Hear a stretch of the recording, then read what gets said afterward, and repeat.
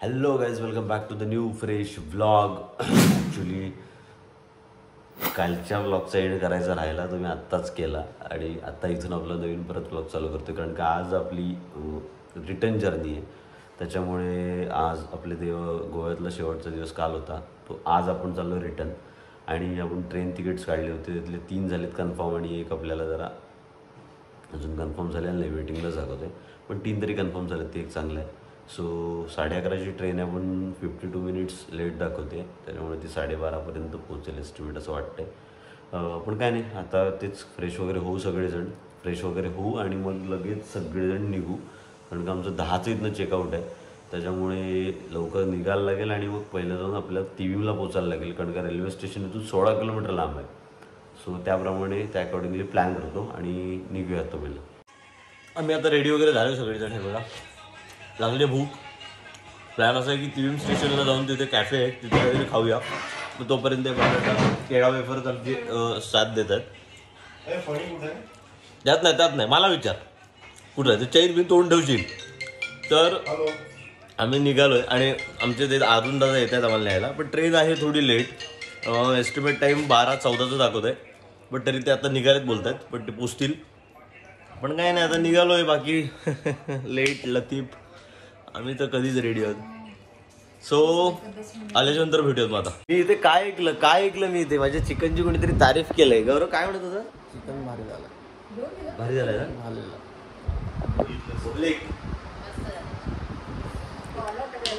पण मी बोललो ते मेरे आब्बा खूप ते.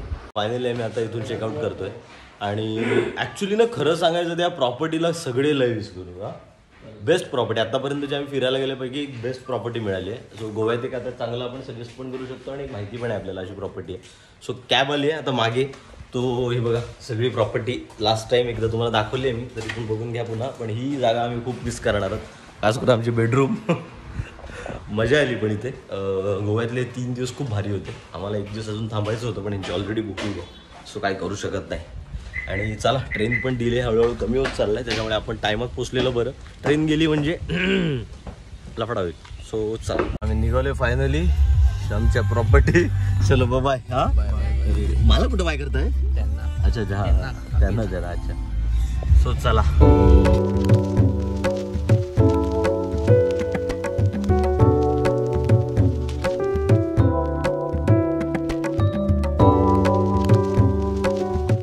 एक्झिक्यू ॲपवर एवढा आता भरोसा आहे की बघा, म्हणजे आमची जर्नी तुम्हाला सांगतो. 11:30ची आमची ट्रेन होती, पण एक्झिक्यूवरती डिले दाखवते म्हणून आम्ही लेट निघालो. 11:30 वाजले तरी आम्ही अजून कॅबमध्ये आहोत.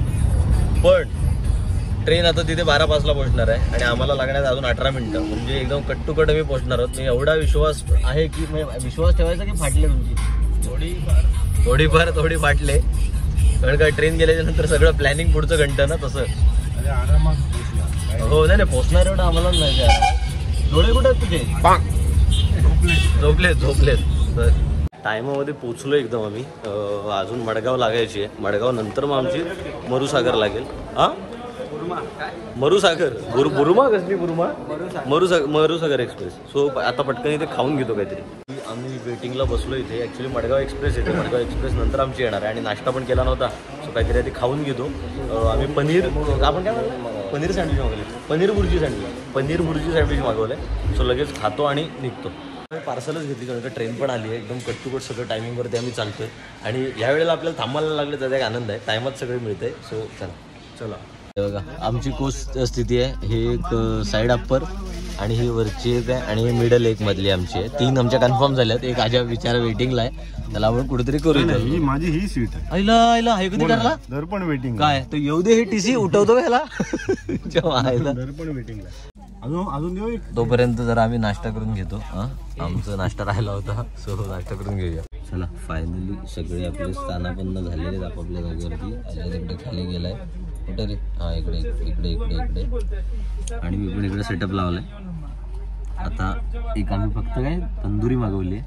सो तंदुरी खाऊ, कारण का आमचा ब्रेकफास्ट झाला होता लेट. सो तंदुरी खायल्याच्या नंतर डायरेक्ट फ्लॅट. फक्त वीर आल्यावरती जाग आली पाहिजे, एवढं झोपा असं. बाकी तुम्ही पनवेलला उतरणार 2 जण, बाकी आम्ही वीरला उतरायचा प्लॅन आहे, बघूया.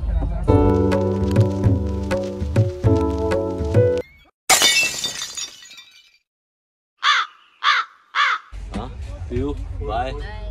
चला मजा आली, आता परत कधी भेटूया, आता बघूया, असं नेक्स्ट प्लॅन करूया. हां चलो. आमचं स्टेशन आलेलं आहे आणि आत्ता आम्ही उतरतोय. वीर स्टॉप आहे आपल्याला, सो पहिलं उतरून घेतो. फायनली आमचं वीर स्टेशन आलं आहे. जाताना आमची जर्नी जवळजवळ 10 तासाची झाली होती, 10 ते 12 तासाची. नाही 12, टोटल 15 तास लागले. म्हणजे आम्ही 15 तास आधी निघालो होतो, 15 तास आम्हाला पोचायला लागले. पण ह्या वेळेला आम्ही एवढे डॉट निघालो, म्हणजे एक्झिगोवर एवढा भरोसा केला होता की टाईमच म्हणजे 11:30चं तिचं टाईम होतं, एस्टिमेट टाईम पोचायचं तिथे तिवीम स्टेशनला. पण आम्ही आलोच तिथे 11:15ला, कारण का ती डिले दाखवत होती 12:15पर्यंत. ट्रेन पण आली, बरोबर आलो आपण. हां दिलेल्या त्या स्टेटसवरती आलो आम्ही. पोचलो स्टेशनला, लगेच ट्रेनमध्ये बसलो, तिथे ब्रेकफास्ट फक्त पार्सल घेतला, निघालो. 6 तासात, हार्डली फक्त 6 तासात आम्ही वीरला पोचलो. म्हणजे लवकर पोचलो. आम्हाला दाखवत होती 6:15, पण आम्ही पोचलो इकडे 5:45च्या आधीच, 5:45लाच पोचलो म्हणजे. पण बेस्ट आली आणि अशी जर्नी कळली नाही. जर अशी पटापट जर्नी नाही मग गोवा असं करता येईल, काहीच टेन्शन नाही, काही प्रॉब्लेम नाही. बाकी चला, आता आमची पब्लिक चालली, सो परत आता प्लॅन करूया. हां आणि आपण आता नेक्स्ट प्लॅन काय आहे आपला ते तर बघू. पहिले इथनं कसं निघायचं ते बघूया, कारण का माणगाव जायला लागेल. माणगावचा श्रीवर्धन हा रोहा, बघूया कसं जायचं. चला ट्रेन सुटलेली आहे आणि फायनली आम्ही परतीचा प्रवास घराकडचा आमचा चालू झाला आहे. सो मजा आली म्हटलं गोवा ट्रिपला, मजा आली. कमी दिवस 3 दिवसच होते, पण धमाल गेली बाई. एक दिवस सोडला नाही आपण अजिबात. लॉजिकली 2.5 दिवस. हां लॉजिकली 2.5 दिवस, 3 नाईट्स एवढं. पण काय चला आमचं लोको पायलट आहे, मस्त आणला की रापटावर आशावाश. चला इथे थोडं जरा भूक लागली होती आम्हाला, पण काय खायलाच नव्हतं म्हणून थोड्या नळ्या घेतल्यात. तर नळ्या कात हायवेपर्यंत जातो, कारण का हायवेवरूनच बस मिळणार आहे. वीर स्टेशनला असं इथं काही स्टॉप नाही आहे कुठला, सो इथे हायवेवरून आपल्याला काही ना काहीतरी मिळेल, बघूया, होप सो. चला मिरिडोर भेटला आम्हाला आता. सो मिरिडोरपर्यंत लोणेरला जाऊया, कारण का इथून काय डायरेक्ट व्हेकल भेटत नाही माणगाव. सो पहिलं पोचतोय लोणेरेला, मग तिथून बघू कसं काय जायचं.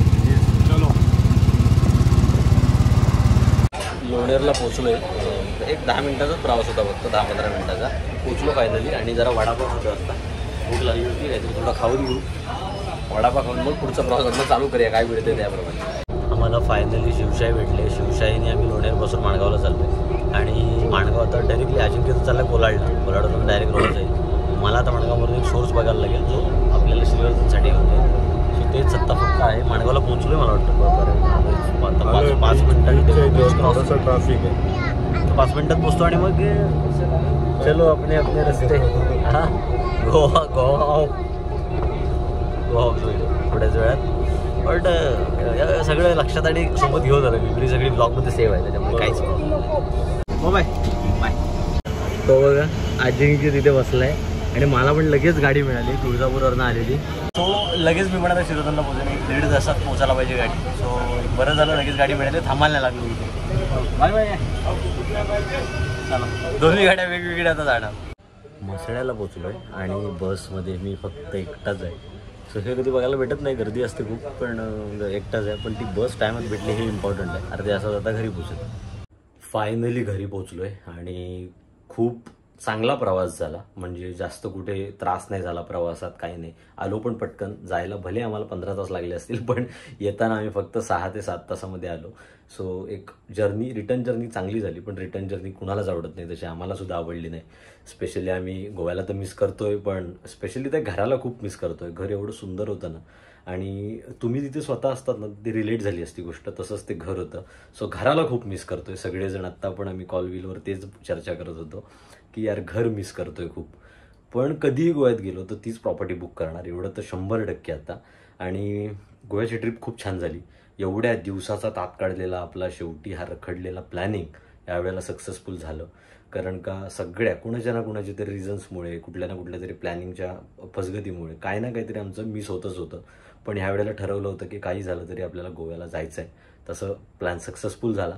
आणि आमची ही पण चर्चा झाली आहे की आता तुम्हाला सुद्धा फ्युचरमध्ये खूप सारे ब्लॉग्स बघायला मिळतील बाहेरच्या ट्रॅव्हलचे. सो आपण खूप सारं ट्रॅव्हल करणार आहोत, हे प्लॅन केलं आहे आपण. सो आता कधी होते, काय होते, कसं कुठे जायचं हे सगळं तुम्हाला सांगू. पण असेच सोबत राहा, तुम्हाला तिथे पण आम्ही सोबत घेऊन जाणार आहोत. सो गोव्याची ट्रिप एकदम सुपर्ब झाली आहे, एकदम खतरनाक झाली आहे.